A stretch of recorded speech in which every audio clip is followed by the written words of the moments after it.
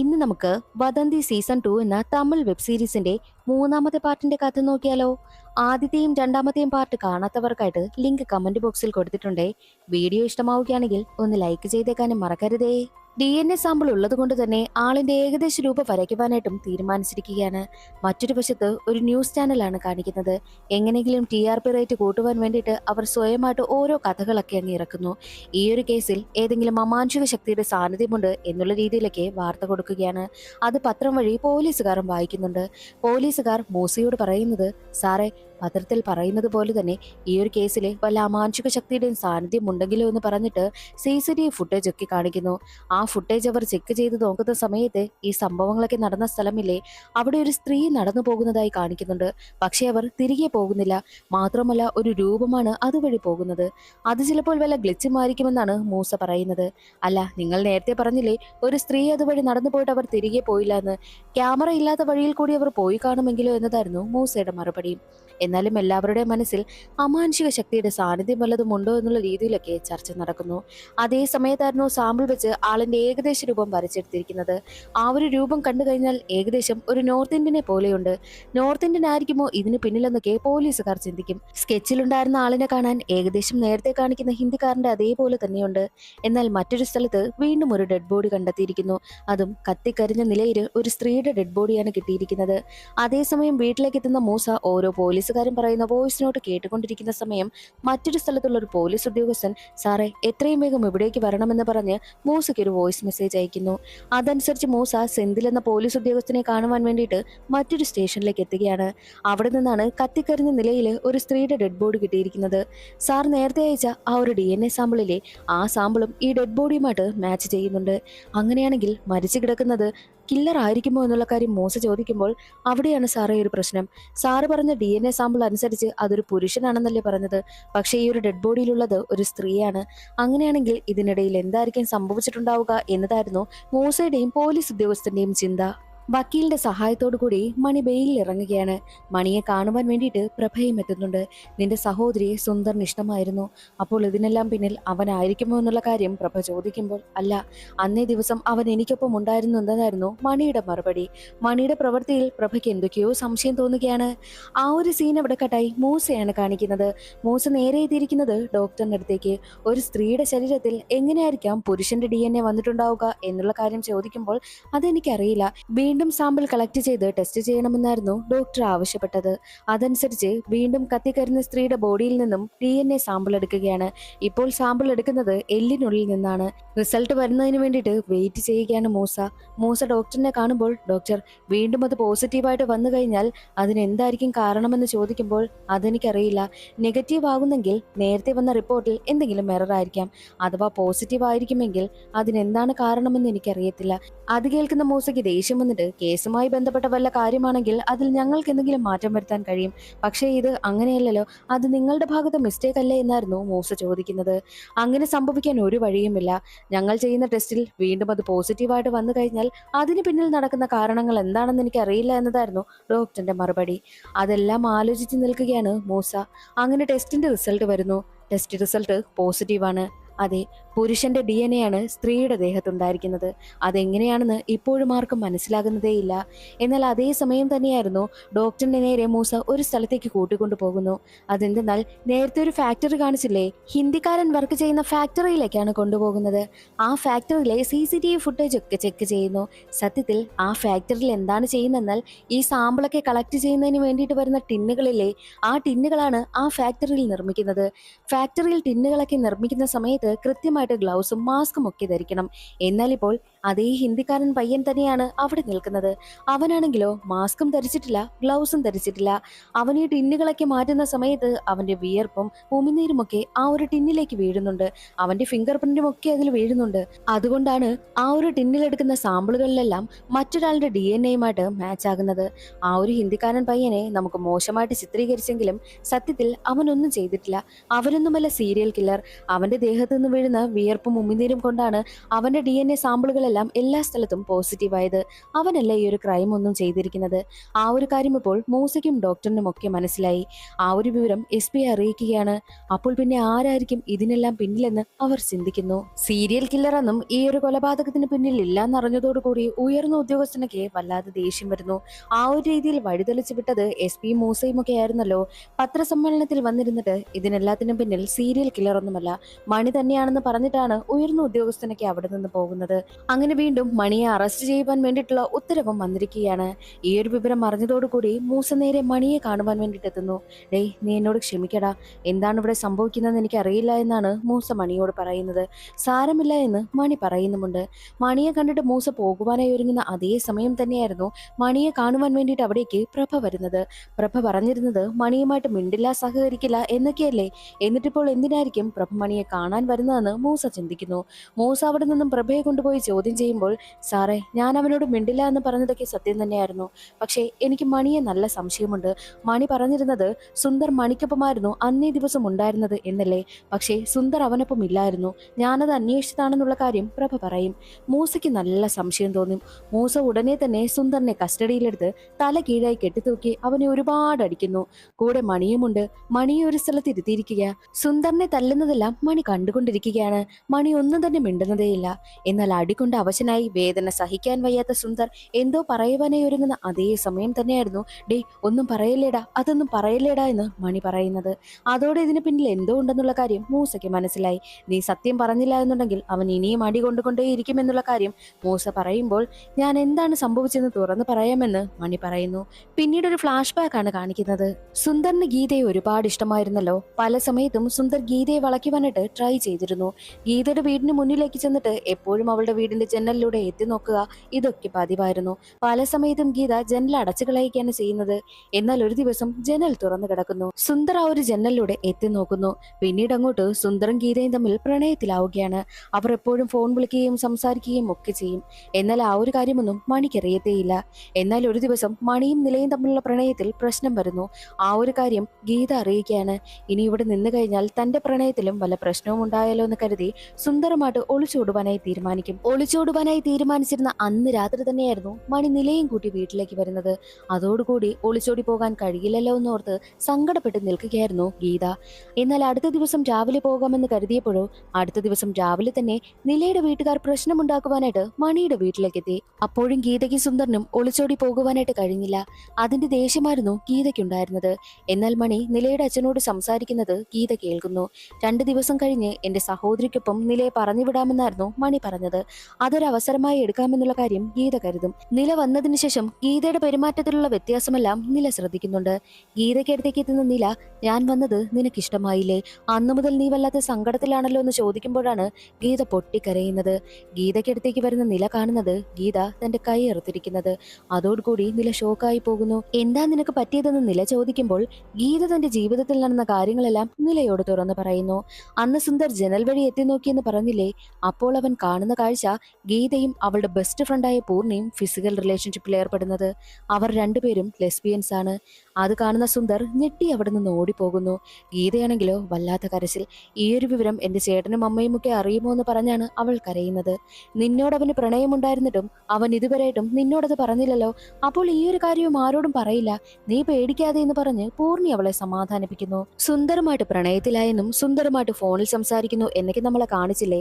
സത്യത്തിൽ അതൊക്കെ പൂർണിയുമായിട്ട് അവൾ സംസാരിക്കുന്നതായിരുന്നു. പൂർണിയുമായിട്ട് അവൾ ആത്മാർത്ഥമായിട്ട് പ്രണയത്തില. എന്നാൽ അങ്ങനെ ഇരിക്കെ പൂർണിക്ക് വീട്ടിൽ വിവാഹം ആലോചിക്കുന്നു എന്നുള്ള കാര്യമൊക്കെ ഗീത അറിയുന്നു. ഇനി ഇങ്ങനെ വിട്ടാൽ ശരിയാകില്ല, നമുക്ക് ഒരുമിച്ച് ജീവിക്കണമെന്ന് തീരുമാനിച്ചാണ് പൂർണിയും ഗീതയും ഒളിച്ചോടി പോകുവാനായിട്ട് തീരുമാനിച്ചത്. നില വന്നതുകൊണ്ടാണ് അവർക്ക് ഒളിച്ചോടി പോകാൻ കഴിയാതിരുന്നത്. അത് പറഞ്ഞ് ഗീത കരയുന്നു. നില അവളെ ഒരുപാട് സമാധാനിപ്പിക്കുകയും ഹോസ്പിറ്റലിലേക്ക് കൊണ്ടുപോവുകയും ചെയ്യുന്നു. എന്നാൽ അതേ സമയം തന്നെയായിരുന്നു മണി വീട്ടിലേക്ക് വരുന്നത്. മണി വീട്ടിൽ വരുമ്പോൾ ഗീത ഹോസ്പിറ്റലിലേക്ക് പോയിട്ട് വന്നിട്ടുണ്ടായിരുന്നു. വീട്ടിലേക്ക് എത്തിയ മണി ഉടനെ തന്നെ നിലയ്ക്കെടുത്തെത്തിയിട്ട് പ്രശ്നമുണ്ടാക്കുക. അതാണ് അടുത്തുള്ളവരൊക്കെ കണ്ടതും. പ്രശ്നമുണ്ടാക്കുന്നതിന് കാരണം എന്തെന്നാൽ നിലയുടെ ചേട്ടൻ മണിയോട് പറഞ്ഞത് മണിയുടെ സഹോദരിക്ക് ഇഷ്ടം പെണ്ണുങ്ങളെയാണെന്ന്. നിലയുടെ ചേട്ടനോട് അങ്ങനെയുള്ള കാര്യം പറഞ്ഞത് നില തന്നെയാണെന്നാണ് ചേട്ടൻ പറഞ്ഞത്. അതുകൊണ്ടാണ് ഇപ്പോൾ മണി വന്ന് നിലയോട് പ്രശ്നമുണ്ടാക്കുന്നത്. അതെ, ഞാൻ തന്നെ പറഞ്ഞത്. കാരണം എനിക്ക് എങ്ങനെയെങ്കിലും ഗീതയെ ഹോസ്പിറ്റലിലേക്ക് കൊണ്ടുപോകണം. അതിനു വേണ്ടിയിട്ടാണ് ഞാൻ ചേട്ടനോട് ഈ ഒരു കാര്യം പറഞ്ഞതെന്ന് നില പറയുന്നു. എന്ത് ചെയ്യണമെന്ന് അറിയാതിരിക്കുന്ന മണിക്കടുത്തേക്ക് നില എത്തുന്നു. എത്തുന്നു. എന്നിട്ട് ഗീത പറഞ്ഞ കാര്യങ്ങളെല്ലാം നില മണിയോട് പറയുകയാണ്. അതെല്ലാം കേട്ട് എന്ത് ചെയ്യുമെന്ന് മണിക്ക് അറിയത്തേയില്ല. മാത്രമല്ല നില ഒരു കാര്യം കൂടി പറയുന്നുണ്ട്. ഗീതയ്ക്ക് പൂർണ്ണമായിട്ട് ഒരുമിച്ച് ജീവിക്കാൻ കഴിയില്ല എന്ന് ചിന്തിച്ചത് കൊണ്ടാണ് അവൾ അങ്ങനെ കൈയേർത്തതും. അതുകൊണ്ട് അവളെ ഒന്ന് മനസ്സിലാക്കണം. പിന്നെ ആ ഒരു സമയത്ത് എനിക്ക് നിങ്ങളുടെ കൂട്ടുകാരനായിട്ടുള്ള സുന്ദറിനെയും പ്രഭയും വിളിക്കാൻ കഴിയത്തില്ല. അവരോട് ഞാൻ എന്ത് പറയാനാ? എന്റെ ചേട്ടനെ എനിക്ക് വിശ്വസിക്കാമെന്ന് കരുതി. അതാ ഞാൻ ചേട്ടനെ വിളിച്ചത്. ചേട്ടനോട് ഈ ഒരു കാര്യമൊക്കെ പറഞ്ഞപ്പോൾ ചേട്ടൻ ആ ഒരു രീതിയിൽ മനസ്സിലാക്കുകയാണ് ചെയ്തത്. ഇങ്ങനെയൊന്നും ആകുമെന്ന് ഞാൻ കരുതിയിരുന്നില്ല എന്നുള്ള കാര്യം നില പറയുമ്പോൾ സാരമില്ല, എന്തായാലും നടക്കേണ്ടത് നടന്നു എന്നാണ് മണി നിലയോട് പറയുന്നത്. അതിനുശേഷം മണി നേരെ പൂർണ്ണിക്കടുത്തേക്ക് എത്തുന്നു. എന്നിട്ട് അവളെ ഒരുപാട് സമാധാനിപ്പിക്കും. നീ വിഷമിക്കണ്ട, ഞാൻ അമ്മയോട് ഈ ഒരു കാര്യം സംസാരിക്കാം. നീ ആഗ്രഹിച്ച ജീവിതം തന്നെ ഞാൻ നിനക്ക് തരുമെന്ന് മണി തന്റെ സഹോദരിയോട് പറയും. ഗീത ലെസ്ബിയൻ ആണെന്നുള്ള കാര്യം അറിയാവുന്നത് സുന്ദറിനും നിലയുടെ ചേട്ടനുമാണ്. അവർ ഈ ഒരു കാര്യം പുറത്തു പറയുമോ എന്ന പേടിയായിരുന്നു മണിക്കുണ്ടായിരുന്നത്. അതുകൊണ്ട് തന്നെ അവർക്ക് അടുത്ത് പോയിട്ട് ആരോടും പറയരുതെന്നൊന്ന് കെഞ്ചി പറയാമെന്നും മണി കരുതുന്നു. മണി ആദ്യമായിട്ട് എത്തുന്നത് സുന്ദറിന്റെ അടുത്തേക്കാണ്. സുന്ദർ മണിയെ കണ്ടതും അവിടെ നിന്ന് പേടിച്ചോടുന്നു. മണിയാണെങ്കിൽ ഒരു ഘട്ടത്തിൽ സുന്ദറിനെ പിടികൂടുകയാണ്. എന്നാൽ സുന്ദറിന്റെ പെരുമാറ്റത്തിൽ നിന്നും അവൻ മറ്റാരെയോ ലോക്ക് ചെയ്തിട്ടുള്ള കാര്യം മണിക്ക് മനസ്സിലായി. അതാരെയെന്നാൽ പൂർണ്ണിയാണ്. പൂർണ്ണിയെ കൊന്നു കഴിഞ്ഞു കഴിഞ്ഞാൽ ഗീതയെ തനിക്ക് കിട്ടുമല്ലോ എന്നാണ് സുന്ദർ കരുതിയിരുന്നത്. അതുകൊണ്ടാണ് അവൻ പൂർണ്ണിയെ ലോക്ക് ചെയ്തിരുന്നത്. ഈ ഒരു വിവരം അറിയുന്ന മണി പൂർണ്ണിയെ അവിടെ നിന്നും രക്ഷിച്ച് പറഞ്ഞു വിടുകയാണ്. സാറേ, ഇതാ യഥാർത്ഥത്തിൽ നടന്നത്. ഞാൻ ഈ ഒരു കാര്യമൊന്നും ആരോടും പറയാത്തത് എന്റെ സഹോദരി ഒരു ലെസ്ബിയൻ ആണെന്നുള്ള കാര്യം എല്ലാവരും അറിയും. എന്റെ അമ്മ അത് അറിഞ്ഞു കഴിഞ്ഞാൽ ആകെ തകർന്നു പോകും. അതുകൊണ്ടാണ് ഞാൻ ആരോടും ഒരു കാര്യവും മിണ്ടാതിരുന്നത് എന്നായിരുന്നു മണി പറഞ്ഞത്. ഈ കാര്യം ഒരിക്കലും പുറത്തറിയരുത്. കേസ് സംബന്ധമായിട്ട് പോലും ഈ ഒരു വിവരം പുറത്തു വരരുതെന്ന് പറഞ്ഞ് മണി മൂസയുടെ കാലിൽ വീണ് കെഞ്ചുന്നു.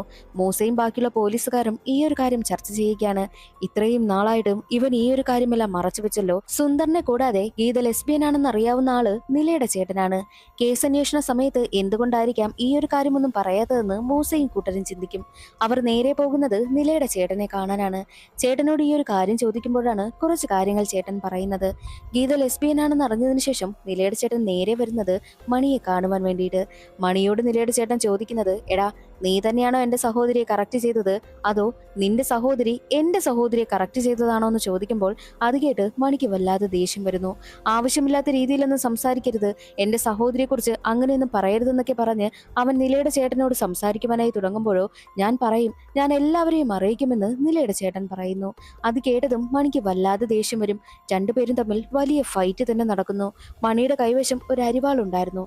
ആ അരിവാൾ ഉപയോഗിച്ചാണ് രണ്ടുപേരും ഫൈറ്റ് നടത്തുന്നത്.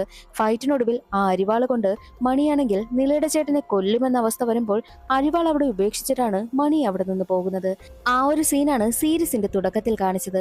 ഇതാണ് നടന്നതെന്നുള്ള കാര്യം നിലയുടെ ചേട്ടൻ മൂസയോട് പറയുന്നു. അന്വേഷണ സമയത്ത് ഇതൊന്നും നീ എന്താ തുറന്നു പറയാത്തതെന്ന് ചോദിക്കുമ്പോൾ ഗീത ലെസ്ബിയൻ ആണെന്നുള്ള കാര്യം ഞാൻ എന്തിനാ ഇനി തുറന്നു പറയുന്നത്? അവൾ മരിച്ചു പോയില്ലേ? മരിച്ചു പോയതിനു ശേഷം ഒരാളെ വീണ്ടും അപമാനിക്കുന്നത് ശരിയല്ലല്ലോ. അതുകൊണ്ടാണ് ഞാൻ പറയാത്തതെന്നും നിലയുടെ ചേട്ടൻ പറയുന്നു. അങ്ങനെയിരിക്കെ മൂസയുടെ ഭാര്യയ്ക്ക് പ്രസവ വേദന വരികയാണ്. ഒരു പെൺകുഞ്ഞിനും അവർ ജന്മം നൽകുന്നു. മൂസയും ഭാര്യയും കാണുവാൻ വേണ്ടിയിട്ട് എസ് പിയും എസ് പിയുടെ ഹസ്ബൻഡും ഒക്കെ എത്തുന്നു. എസ് പിക്ക് ഇപ്പോൾ ട്രാൻസ്ഫർ ആയിരിക്കുകയാണ്. പോകുന്നതിന് മുൻപ് എങ്ങനെയെങ്കിലും മൂസയെ ഹെൽപ്പ് ചെയ്യണമെന്ന് കരുതി എസ് പി ഒരു കാര്യം മൂസയെ വിളിച്ച് പറയും. എനിക്കറിയാവുന്ന ഒരു ഓഫീസറുണ്ട്. ഓഫീസറുമായിട്ട് ഞാൻ കുറച്ച് കാര്യങ്ങൾ സംസാരിച്ചു. എങ്ങനെയായിരിക്കാം ആ പെൺകുട്ടിയുടെ കൈ വെട്ടിയിട്ടുണ്ടാവുക എന്നുള്ള കാര്യമൊക്കെ ചോദിച്ചപ്പോൾ അതൊരു അരിവാൾ ഉപയോഗിച്ചാണ് കൈ വെട്ടിയിട്ടുള്ളത് എന്നുള്ള കാര്യമാണ് ഓഫീസർ പറഞ്ഞത്. മണിയും നിലയുടെ ചേട്ടനും തമ്മിൽ ഫൈറ്റ് നടന്ന സമയത്ത് മണി ഒരു അരിവാൾ ഉപയോഗിച്ചിരുന്നു എന്നുള്ള കാര്യം പറഞ്ഞില്ലേ, അതേ അരിവാൾ വെച്ച് തന്നെയാണ് ഗീതയുടെ കൈ വെട്ടിയിരിക്കുന്നത്. ആ ഒരു അരിവാൾ എവിടെയാണെന്നുള്ള കാര്യം കണ്ടെത്തണമെന്നും എസ് പി പറയുന്നു. ഇപ്പോഴും നിങ്ങൾക്ക് മണിയെ വിശ്വാസമാണോ എന്നുള്ള കാര്യം കൂടി എസ് പി ചോദിക്കുന്നുണ്ട്. മൂസയ്ക്ക് അതിനൊന്നും മറുപടിയില്ലായിരുന്നു. അങ്ങനെ മൂസയും കൂട്ടരും ചേർന്ന് മണിയുടെ കൂട്ടുകാരുടെ വീട്ടിൽ എല്ലാത്തിലും പോയി അന്വേഷിക്കുകയാണ്. ആ ഒരു അരിവാള് എവിടെന്നെങ്കിലും കിട്ടുമോ എന്ന് നോക്കും. സുന്ദറിന്റെ വീട്ടിലും എത്തി അന്വേഷിക്കുന്നു. പക്ഷേ സുന്ദറിന്റെ വീട്ടിൽ നിന്നും അരിവാള് കിട്ടിയതേയില്ല. സുന്ദറിന്റെ വീട് മുഴുവൻ പരിശോധിക്കുന്ന സമയത്ത് അവരുടെ ഒരു ഫാമിലി ഫോട്ടോ കാണാനിടയുണ്ടായി. ആ ഫാമിലി ഫോട്ടോയിൽ സുന്ദറിനും അമ്മയ്ക്കുമൊപ്പം ഒരു പുരുഷൻ കൂടി ഉണ്ടായിരുന്നു. ആ പുരുഷനെ കണ്ട് നല്ല പരിചയം പോലീസുകാർക്കുണ്ട്. അതാരാണെന്ന് അന്വേഷിക്കുമ്പോൾ സുന്ദറിന്റെ മാമനാണെന്ന് അറിയാൻ കഴിഞ്ഞു. ഈ മാമൻ ആരെന്നാൽ അന്ന് മണിക്കെതിരെ മൊഴി കൊടുക്കുവാനായിട്ട് ഒരു മുരുകൻ എന്നൊരാൾ എത്തിയില്ലേ, ഡ്രഗ്സ് ഒക്കെ സപ്ലൈ ചെയ്യുന്ന, അയാൾ തന്നെയായിരുന്നു സുന്ദറിന്റെ മാമൻ. അതുകൊണ്ട് തന്നെ പോലീസുകാർക്ക് എന്തൊക്കെയോ സംശയം തോന്നി മുരുകനെ വിളിച്ചു വരുത്തുകയാണ്. അവിടേക്ക് വരുന്ന മുരുകന് ഒരു സംശയവും തോന്നാതിരിക്കുവാനായിട്ട് സുന്ദറിനെയും അമ്മയും വീടിന്റെ രണ്ട് മൂലക്കായിട്ട് ഇരുത്തിയിരിക്കുകയാണ്. പോലീസുകാർ വീട്ടിൽ ഒളിച്ചിരിക്കുന്നു. എന്നാൽ വീട്ടിലേക്ക് എത്തിയ മുരുകന് വീട്ടിൽ പോലീസുകാർ ഉണ്ടെന്ന സംശയമുണ്ടാവുകയും അവിടെ നിന്ന് ഓടി രക്ഷപ്പെടുവാനായി ശ്രമിക്കുമ്പോഴോ പോലീസുകാർ അവിടെ ആകെ വളഞ്ഞ് മുരുകനെ പിടികൂടുന്നു. എന്നിട്ട് അകത്ത് കൊണ്ടുവന്ന് ഒരുപാട് ഒരുപാട് അടിക്കുകയാണ്. സത്യം പറ, ഇതിനെല്ലാം പിന്നിൽ നീയല്ലെന്ന് ചോദിക്കുമ്പോൾ മുരുകൻ അടികൊള്ളുന്നത് കണ്ട് ആകെ തകർന്നു പോയ സുന്ദറിന്റെ അമ്മ ഞാൻ എല്ലാ കാര്യങ്ങളും തുറന്നു പറയാമെന്ന് പറഞ്ഞ് നടന്ന കാര്യങ്ങളൊക്കെ തുറന്നു പറയുന്നു. ഈ സുന്ദറിനാണെങ്കിലോ ഗീതയെ ഒരുപാട് ഇഷ്ടമല്ലേ. ഗീതയെ പ്രണയിക്കുന്ന കാര്യങ്ങളെല്ലാം സുന്ദർ വന്ന് അമ്മയോട് പറയുമായിരുന്നു. എന്ത് കാര്യങ്ങളുണ്ടെങ്കിലും അത് അവൻ അമ്മയോട് പറയും.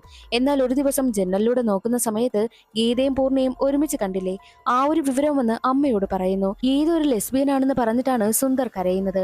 തന്റെ മകൻ എന്തെങ്കിലും സംഭവിച്ചു പോകുമോ എന്ന പേടി കാരണം അമ്മ നേരെ വന്ന് ഗീതയോട് സംസാരിക്കുന്നു. എന്റെ മകൻ ആത്മഹത്യ ചെയ്യുമെന്ന് പറഞ്ഞു നിൽക്കുകയാ, നീ അവനോട് വന്ന് സംസാരിക്കണമെന്നൊക്കെ പറഞ്ഞ് അമ്മ ഗീതയോട് കെഞ്ചി പറയും. അത് കേൾക്കുന്ന ഗീത സുന്ദറിനോട് പോയി സംസാരിക്കാമെന്ന് തീരുമാനിച്ച് വീട്ടിൽ നിന്ന് ഇറങ്ങുകയായിരുന്നു. എന്നാൽ ഇത് നില കാണും. നീ എവിടേക്കാ പോകുന്നതെന്ന് ചോദിക്കുമ്പോൾ അവൾ കാര്യം പറയും. അങ്ങനെയാണെങ്കിൽ ഞാനും കൂടെ വരാമെന്ന് നില പറയുന്നു. ചേട്ടൻ വന്നിട്ട് പോയാൽ പോരെ എന്ന് ചോദിക്കുമ്പോൾ വേണ്ട, ചേട്ടൻ വരുന്നതിന് മുൻപ് വീട്ടിലേക്ക് തിരികെ എത്തണമെന്ന് ഗീത പറയും. അതനുസരിച്ച് നിലയും ഗീതയ്ക്കൊപ്പം പോവുകയാണ്. അവരെ കൂട്ടിക്കൊണ്ടു പോകുവാനായിട്ട് മുരുകന്റെ ഓട്ടോയിലാണ് സുന്ദറിന്റെ അമ്മ വന്നിരിക്കുന്നതും. അവരെ ഓട്ടോയിൽ കയറ്റി സുന്ദറിന്റെ വീട്ടിലേക്ക് കൊണ്ടുപോകുന്നു. എന്നാൽ വീട്ടിൽ സുന്ദർ ഇല്ലായിരുന്നു. രണ്ടുപേരെയും അവിടെ പിടിച്ച് കെട്ടിയിട്ടിരിക്കുകയാണ്. സുന്ദറിന്റെ അമ്മ മുരുകന്റെ കയ്യിൽ വിഷം ഏൽപ്പിച്ചിട്ട് ഗീതയ്ക്കൊപ്പമുള്ള പെൺകുട്ടിക്ക് വിഷം കൊടുത്ത് കൊന്നുകളയണമെന്ന് പറഞ്ഞിട്ടാണ് അവിടെ നിന്ന് പോകുന്നത്. അമ്മ നേരെ എത്തിയിരിക്കുന്നത് സുന്ദറിന്റെ അടുത്തേക്ക്.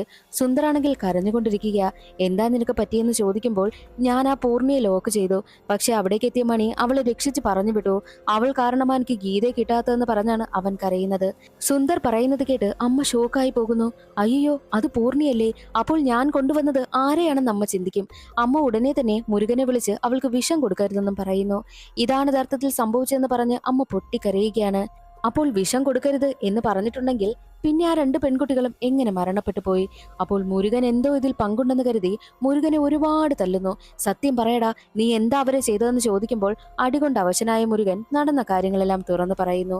സുന്ദറിന്റെ അമ്മ വിളിച്ച് വിഷം കൊടുക്കണ്ട എന്ന് പറഞ്ഞപ്പോൾ നീ എന്താ അത് നേരത്തെ പറയാത്തത്, അതൊക്കെ എപ്പോഴേ നടന്നു കഴിഞ്ഞുവെന്ന് മുരുകൻ പറയുന്നു. സത്യത്തിൽ മുരുകനെ അമ്മ വിളിച്ചിട്ട് അങ്ങനെ ഒരു കാര്യം പറഞ്ഞ സമയത്ത് മുരുകൻ അവർക്ക് വിഷം കൊടുത്തിട്ടേയില്ല. രണ്ടുപേരെയും രണ്ട് സ്ഥലത്തായിട്ട് കെട്ടിയിട്ടിരിക്കുകയാണ്. മുരുകന് ആ രണ്ട് പെൺകുട്ടികളെയും കണ്ടപ്പോൾ വല്ലാത്തൊരു മോഹം. അവരോട് മോശമായി പെരുമാറണമെന്നൊരു തോന്നൽ വരുന്നു. രണ്ടുപേരോടും അയാൾ മോശമായിട്ട് പെരുമാറുകയാണ്. എന്നിട്ട് നിലയുടെ കഥ കഴിക്കുകയും ചെയ്യുന്നു. അതിനുശേഷം ഗീതയ്ക്കടുത്തേക്കും ചെല്ലുകയാണ്. ഗീതയോടും മോശമായി പെരുമാറും. അതിനവൾ സമ്മതിക്കാത്തത് കൊണ്ടാണ് അവളുടെ ഒരു കൈയുടെ കാര്യത്തിൽ തീരുമാനമാക്കിയത്. എന്നിട്ട് അവളുടെ കഥ കഴിക്കുകയും ചെയ്യുന്നു. ഇതാണ് യഥാർത്ഥത്തിൽ സംഭവിച്ചെന്നുള്ള കാര്യം മുരുകൻ തുറന്നു പറയും. മുരുകൻ പറഞ്ഞതെല്ലാം കേട്ടുകൊണ്ടിരിക്കുന്ന സുന്ദർ ആകെ തകർന്നു പോവുകയാണ്. അലറി കരഞ്ഞുകൊണ്ട് സുന്ദർ അവിടെ നിന്നും ചാടി എഴുന്നേറ്റ് തന്റെ കയ്യിൽ കിട്ടിയ ആയുധം ഉപയോഗിച്ച് മാമന്റെ കഥ കഴിക്കുന്നു. സുന്ദറിനെ പോലീസുകാർ പിടിച്ചു മാറ്റുകയാണ് ചെയ്യുന്നത്. എന്നാലും മാമൻ അപ്പോഴേക്കും തീർന്നിരുന്നു. അങ്ങനെ ആ ഒരു കൊലപാതക കേസ് കണ്ടെത്തിയിരിക്കുകയാണ്. യഥാർത്ഥ പ്രതി ആരാണെന്നും കണ്ടെത്തി മണിയല്ല കുറ്റക്കാരനെന്നും തെളിഞ്ഞിരിക്കുന്നു. എന്താണ് സംഭവിച്ചെന്നുള്ള കാര്യം നിലയുടെ വീട്ടുകാരെയും ഗീതയുടെ വീട്ടുകാരെയും ഒക്കെ അറിയിക്കുകയാണ്. അവരൊക്കെ പൊട്ടിക്കരയുക. മണിയും ഈ ഒരു വിവരം അറിയുന്നു. തന്റെ സഹോദരിക്കും താൻ സ്നേഹിച്ച പെൺകുട്ടിക്കും ഇത്തരമൊരു ക്രൂരതയാണല്ലോ സംഭവിച്ചതെന്നോർത്ത് മണി പൊട്ടിക്കരയുന്നു.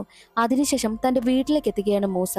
തന്റെ കുഞ്ഞിനെ കയ്യിലേക്ക് ഏറ്റുവാങ്ങിയ മൂസ, ഇത്രയും ഒരു നശിച്ച ലോകത്താണല്ലോ നീ ജനിച്ചിരിക്കുന്നതെന്ന് പറഞ്ഞ് കുഞ്ഞിനെ കെട്ടിപ്പിടിച്ച് കരയുന്നു. അതോടുകൂടി ഈ ഒരു സീരീസിന്റെ കഥ അവിടെ അവസാനിക്കുകയാണ്. ഇന്നത്തെ ഈ ഒരു വീഡിയോ എല്ലാവർക്കും ഇഷ്ടമായെന്ന് കരുതുന്നു. ഇഷ്ടമായാൽ ഒന്ന് ലൈക്ക് ചെയ്തേക്കണേ. അടുത്തൊരു വീഡിയോയിൽ കാണാം. അതുവരെ എല്ലാവർക്കും ബൈ.